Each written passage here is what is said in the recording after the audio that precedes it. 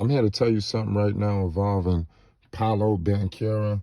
Listen, I believe that, and the Orlando Magic, I believe that we shouldn't be sleeping on the Orlando Magic this season. I evaluated them in preseason, and like I said, we shouldn't go too overboard with preseason, but it just you cannot overlook that you're starting to see what's the future will hold out there in Orlando. Post the Dwight era, things didn't go as planned under Aaron Gordon.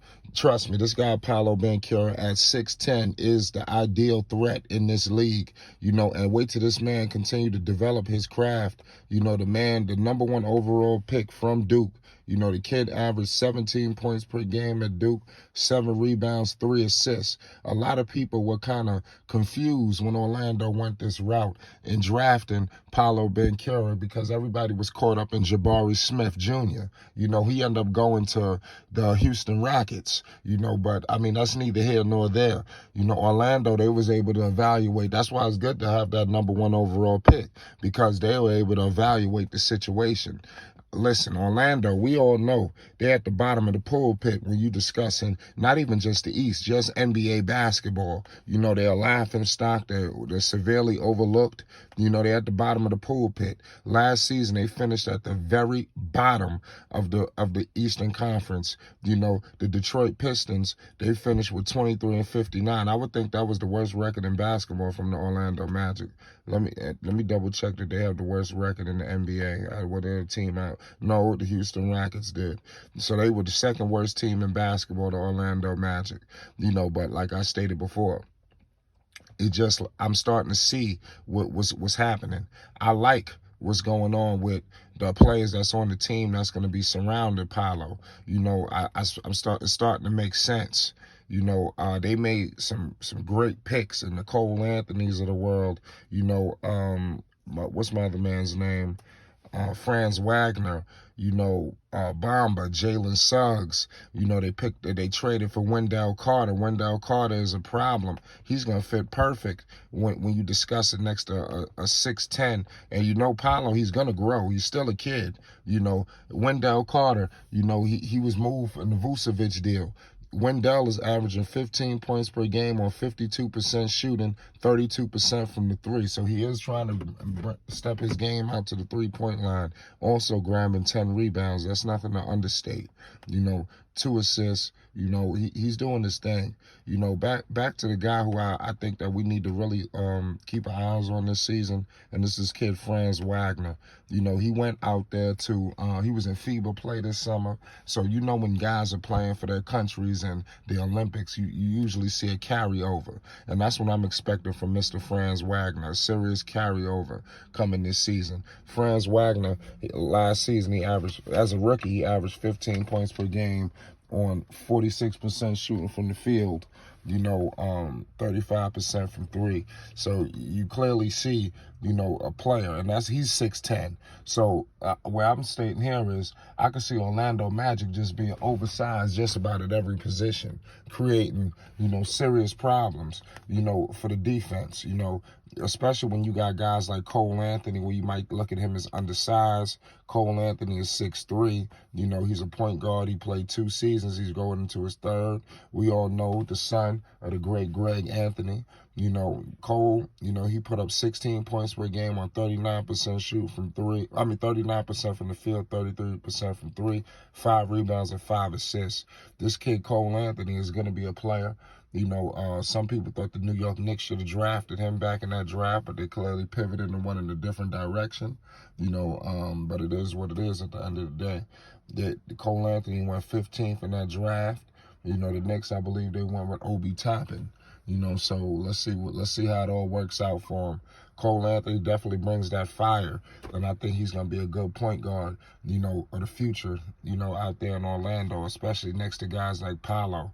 These guys got true fire. He definitely upped his points to 16 because he averaged 12 as a rookie.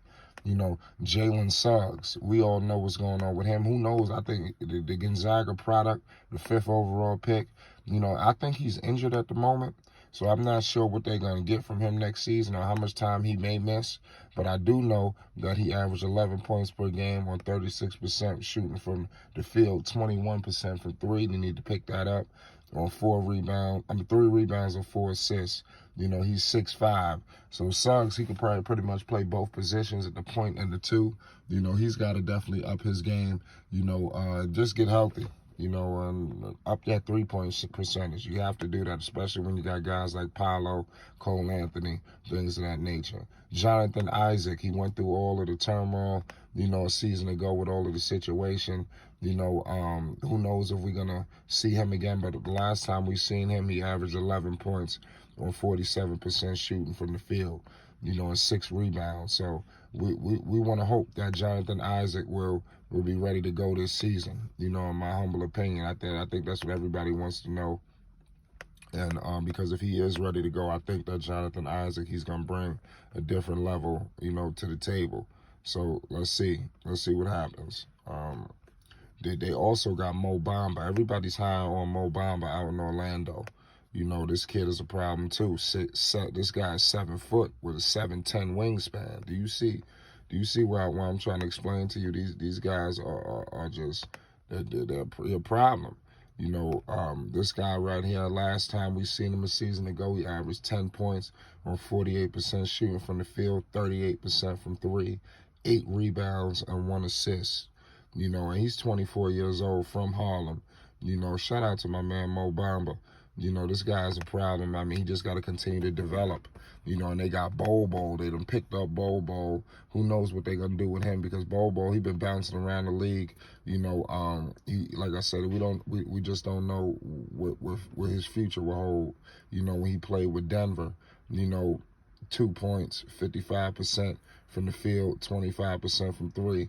But for some reason, he draws a lot of waves. You know, a lot of people want to see Bobo. A lot of people are high and optimistic on his development and on Orlando, similar to what Markelle Fultz was dealing with prior to coming to Orlando. He's going to be able to fully develop himself. You know, Markelle Fultz was able to push his points up, you know, to get the kid averaged 10 points last season, 47% from the field, 23% from three. It was a good sign for him because he didn't really have any sign. Who knew if he had a pulse? So and Terrence Ross, the key veteran, they got Gary Harris, you know, R.J. Hampton, you know, they got some pieces here. You know, so this team could shock everyone. I just want to let everybody know. Who are y'all high on Orlando? Shout out to my man Foreign out in Orlando, you know, doing y'all thing. Let me know what y'all think of the Orlando Magic. How far away are they from, you know, just being competitive, let alone contention, just being competitive in the NBA? I'll leave it at that. It's Flight Sports TV. Hit that subscribe button if you're rocking with the Orlando Magic.